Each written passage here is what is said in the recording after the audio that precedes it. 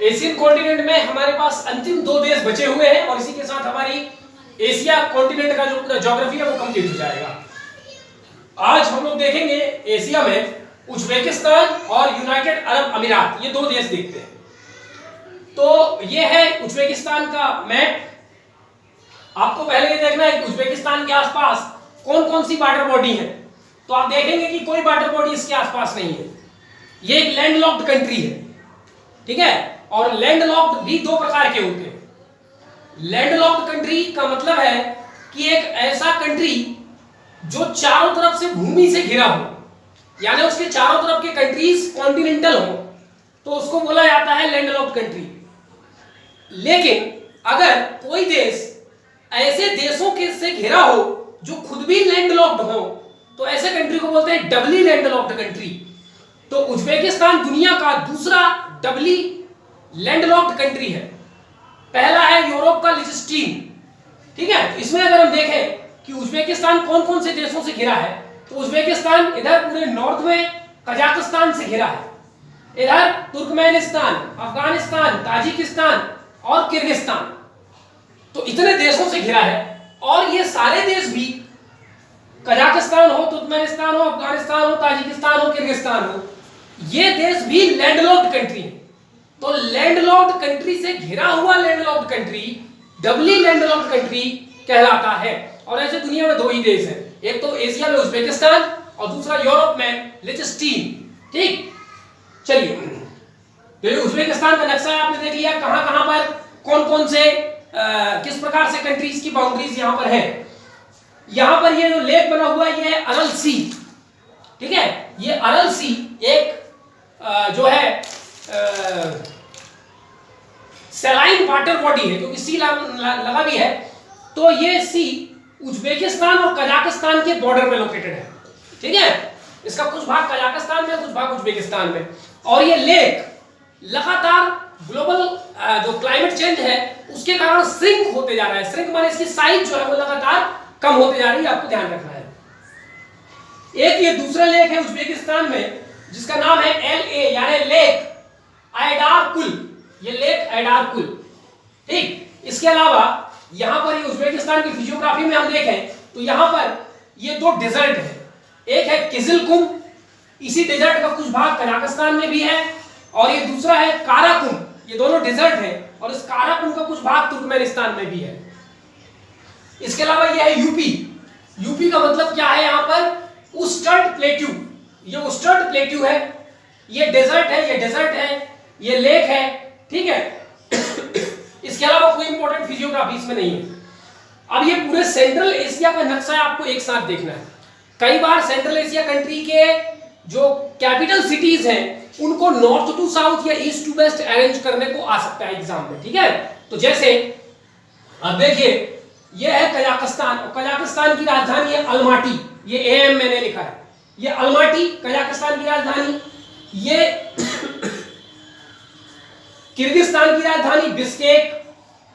फिर ये T लिखा हुआ ताशकंद, उज्बेकिस्तान की राजधानी ताशकंद।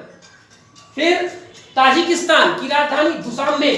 फिर अफगानिस्तान की राजधानी काबुल, और फिर तुर्कमेनिस्तान की राजधानी A for Ankara, sorry A for Ashgabat, ठीक है। तो ये इनकी मैंने लोकेशन बता दी आपको, नॉर्थ टू साउथ इनको अरेंज करना है, ठीक है। तो यहां आप देखिए कि ताशकंद पहले आएगा, उसके बाद दुशांबे आएगा, उसके बाद अश्गाबाद आएगा, उसके बाद काबुल आएगा। तो ये पूरा नॉर्थ टू साउथ। इसी प्रकार से ईस्ट टू वेस्ट अरेंज करने में आ जाए तो सबसे वेस्ट में आएगा अलमाटी, फिर आपका सबसे ईस्ट में आएगा अलमाटी, फिर बिश्केक, फिर ताजिकिस्तान, सॉरी ये ताशकंद, फिर दुशांबे, फिर काबुल, और सबसे आखिरी में जो है अश्गाबाद। तो east to west, west to east या नॉर्थ टू साउथ आपको ये अरेंज करते आना चाहिए, ठीक है। इसके अलावा उज्बेकिस्तान में एक महत्वपूर्ण सिटी है बुखारा, ये उसकी लोकेशन है। ये है समरकंद और ये है तरमिज, ठीक है। ये यहां पर इनके फुल फॉर्म लिखे हुए हैं, टर्मिज, ये समरकंद। के का मतलब, अच्छा के का तो मैंने यहाँ किजिलकुम तो लिख दिया है, ये के यहाँ पर कुछ भी नहीं है, ये लिख दिया मैंने, इसको यहाँ से हम इरेज कर लेते हैं, ठीक है। बाकी ये सब के मैंने फुल फॉर्म यहाँ पर लिख दिए। अब यहां पर एक इंपॉर्टेंट रीजन है जिसको कहा जाता है फरगना वैली। ये फरगना वैली जो है वो यहां पर लोकेटेड है, फरगना वैली इस इलाके में। इस फरगना वैली में कुछ रीजन जो है उज्बेकिस्तान का भी आता है, कुछ किर्गिस्तान का भी आता है, कुछ ताजिकिस्तान का भी आता है। ठीक है, तो फरगना वैली हम लोग इसके पहले वीडियो में समझ चुके हैं। ठीक, अब चलिए डिटेल्स देखते हैं।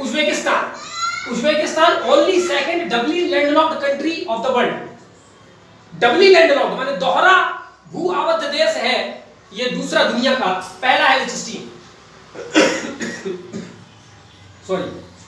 कराकल पाकिस्तान, एक जगह है Karakalpakstan, an autonomous republic within Uzbekistan. Uzbekistan के भीतर ये एक ऑटोनोमस रिपब्लिक है। ठीक है, कराकल पाकिस्तान कभी आ जाए तो उसको ध्यान रखना है। Agriculture is cotton based. Uzbekistan में कृषि संबंधी कोई महत्वपूर्ण कार्य होता है तो वो केवल कॉटन कल्टीवेशन होता है। इकोनॉमी, उज्बेकिस्तान की इकोनॉमी में सबसे बड़ा कंट्रीब्यूशन है गोल्ड प्रोडक्शन का। दुनिया में 7वें नंबर का लार्जेस्ट प्रोड्यूसर है गोल्ड का, और यहां पर एक बहुत फेमस गोल्ड माइन है मुरुंटन माइन। तो मुरुंटन माइन उज्बेकिस्तान में पाई जाती गोल्ड की माइन है। 10th लार्जेस्ट प्रोड्यूसर है कॉपर का, 11th largest producer natural gas का, और 12th लार्जेस्ट प्रोड्यूसर यूरेनियम का। इसी के साथ उज्बेकिस्तान की तमाम जानकारी यहां पर खत्म होती है। आपको फिजियोग्राफी में ज्यादा वर्कआउट करना है, उसकी डेजर्ट्स वगैरह, हिल वगैरह कुछ खास उसमें है नहीं। ठीक है, कौन कौन से देशों से घिरा है, कौन कौन से लेक है उसमें, ये तमाम चीजें। चलिए, यूनाइटेड अरब अमीरात, जिसको शॉर्ट में हम लोग बोलते हैं यूएई। ठीक है, ये अरब देशों में सबसे ज्यादा डेवलप और सबसे ज्यादा मॉडर्न सोच वाला इस्लामिक देश है। यहां पर साइंस एंड टेक्नोलॉजी की बहुत तरक्की है। ठीक है, बहुत सेकुलर और बहुत लिबरल प्रकार का देश है, इसलिए सभी अरब देशों में यह सबसे ज्यादा डेवलप्ड और विकसित सोच वाला देश माना जाता है। इसकी कैपिटल है अबू धाबी, लेकिन इसकी लार्जेस्ट सिटी है दुबई। इसकी करेंसी दिरहम, और जो यहाँ सरकार है वो है एब्सोल्यूट मोनार्की। यहाँ सरकार का जो प्रकार है, यहाँ लोकतंत्र वगैरह नहीं चलता, यहाँ तानस वो राजशाही चलती है, एब्सोल्यूट राजशाही। ठीक है। पॉलिटिकल डिवीजन, राजनीतिक रूप से यूनाइटेड अरब अमीरात एक फेडरल कंट्री है जो कि उसके 7 राज्यों से मिलकर के बनती है। ठीक है, तो उसको राज्य ना कहकर यहां पर एमिरात कहते हैं, जिसका मतलब होता है राज्य। तो संयुक्त अरब अमीरात जो है वो 7 राज्यों का मिला जुला एक संघीय देश है, फेडरल कंट्री है। इसके 7 राज्य जिसको एमिरात्स कहते हैं वो कौन कौन से हैं? सबसे बड़ा है अबू धाबी, फिर दुबई, फिर है फजेरा, फिर राश अल खैमा, शारजा, अल कुबैन और अजमन। ये 7 उसके प्रोविंसेस हैं जिसको इमरात कहते हैं, जिसमें एरिया वाइज सबसे बड़ा है अबू धाबी और एरिया वाइज सबसे छोटा है अजमन। ठीक, तो ये 7 प्रोविंसेस का, 7 एमिरात्स का फेडरल कंट्री है यूएई। ठीक है, इसकी इकोनॉमी देखते हैं। तो इसकी इकोनॉमी में ये 5th लार्जेस्ट प्रोड्यूसर है एल्यूमिनियम का, 6th लार्जेस्ट प्रोड्यूसर है सल्फर का, 6th लार्जेस्ट प्रोड्यूसर ये है ऑयल पेट्रोलियम का, 7th लार्जेस्ट प्रोड्यूसर है नेचुरल गैस का। ठीक, इसके अलावा इसकी एयरलाइंस है वो दुनिया की one of the best airlines मानी जाती हैं, और 2 महत्वपूर्ण एयरलाइंस है इसकी, एमिरात एयरलाइन और एतिहाद एयरलाइन। ठीक है, जैसे इंडिया का एयर इंडिया है, ठीक है, उसी प्रकार से इनकी ये 2 महत्वपूर्ण एयरलाइंस है। ठीक है,